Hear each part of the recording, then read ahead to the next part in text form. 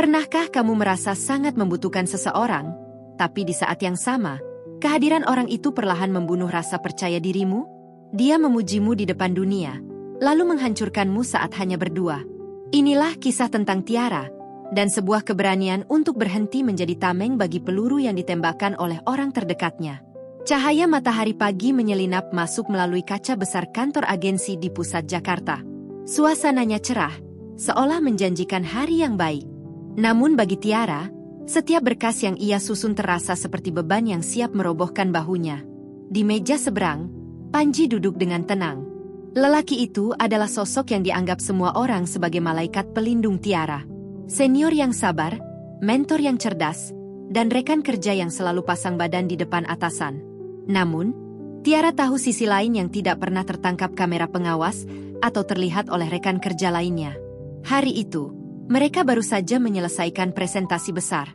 Di dalam ruang rapat tadi, Panji melempar senyum bangga saat bos memuji hasil kerja Tiara. Panji bahkan sempat merangkul bahu Tiara sebentar, sambil berkata bahwa Tiara adalah aset masa depan perusahaan. Tiara sempat merasa hangat, merasa semua lembur dan air matanya selama berminggu-minggu akhirnya terbayar. Tapi, kehangatan itu menguap secepat embun saat pintu lift tertutup. Hanya ada mereka berdua. Lampu angka di atas pintu lift bergerak turun.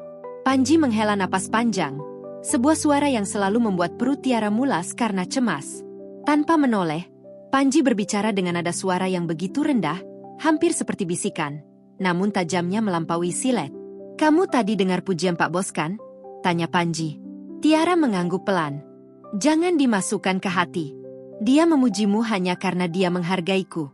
Kalau bukan karena aku yang merapikan seluruh struktur berpikirmu semalam, ide-idemu tadi hanya akan jadi bahan tertawaan klien. Kamu tahu itu kan Tiara? Tanpaku, kamu hanya seorang karyawan biasa yang mudah digantikan." Kalimat itu bukan yang pertama. Panji punya cara unik untuk menanamkan benih keraguan. Dia akan memberikan setetes madu di depan publik, lalu menyiramkan racun saat mereka sedang sunyi. Panji membuat Tiara percaya bahwa keberhasilan apapun yang Tiara raih adalah berkat kemurah hatian Panji. Dia membuat Tiara merasa berhutang nyawa, seolah-olah tanpa bimbingannya, Tiara adalah nol besar. Di dalam lift yang bergerak turun itu, Tiara memandang pantulan dirinya di dinding baja yang mengkilap. Ia teringat lirik lagu yang pernah didengarnya, tentang seseorang yang merasa butuh orang lain seperti detak jantung, namun orang tersebut punya kegemaran untuk menyakiti. Panji melakukannya dengan sangat halus. Dia meruntuhkan mimpi-mimpi Tiara selapis demi selapis, hanya agar Panji tetap menjadi satu-satunya matahari di dunia Tiara. Kenapa? Batin Tiara berteriak. Kenapa Panji harus membuat Tiara merasa kecil hanya agar dirinya merasa utuh? Malam itu, Tiara tidak langsung pulang. Ia duduk di sebuah taman kota yang masih terang benderang. Ia merenungkan segala hal yang telah ia korbankan.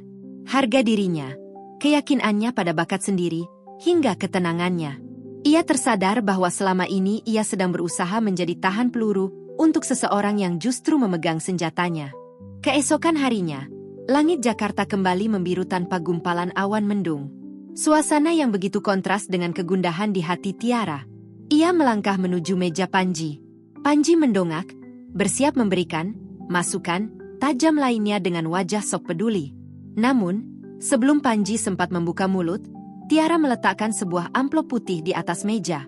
Surat pengunduran diri. Wajah Panji berubah seketika. Kesombongan yang biasanya terpampang jelas, kini berganti dengan keterkejutan yang canggung. "Tiara, kamu emosional sekali. Kamu tidak akan bisa bertahan di luar sana tanpa arahanku. Siapa yang mau menerimamu dengan kemampuan seperti itu?" Tiara hanya tersenyum tipis. Untuk sekali ini, kata-kata Panji tidak lagi terasa seperti hukum alam. Kata-kata itu hanya terdengar seperti gonggongan putus asa dari seseorang yang takut kehilangan kendali. "Terima kasih untuk semuanya Mas Panji," ucap Tiara lirih. "Tapi sepertinya, aku lebih suka mencoba gagal dengan kakiku sendiri, daripada merasa berhasil karena rasa kasihan orang lain." Panji mencoba mengejar saat Tiara berjalan menuju pintu keluar. "Tiara, tunggu. Ayo kita bicarakan ini sambil makan malam. Aku tahu kamu cuma sedang lelah." Tiara berhenti sejenak di ambang pintu lobi. Cahaya matahari yang terik menyiram seluruh tubuhnya. Ia menoleh sedikit, menatap Panji yang berdiri di tengah lobi kantor yang megah. Tidak perlu, Mas. Aku sudah kenyang dengan semua alasanmu. Tiara melangkah keluar. Udara panas kota langsung menyergapnya. Namun ia merasa sangat ringan. Setiap langkahnya menjauh dari gedung itu terasa seperti melepaskan rantai yang selama ini menjerat kakinya.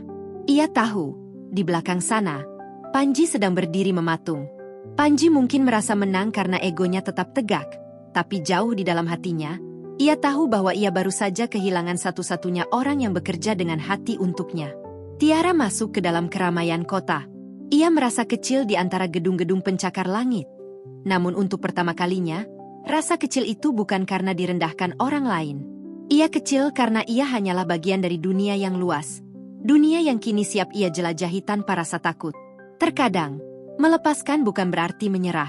Melepaskan adalah cara kita menghargai diri sendiri saat tempat kita berada tak lagi memberikan ruang untuk tumbuh. Tidak perlu menjadi tahan peluru untuk orang yang terus-menerus menembakmu. Karena pada akhirnya, kedamaian jauh lebih berharga daripada validasi yang mematikan jiwa.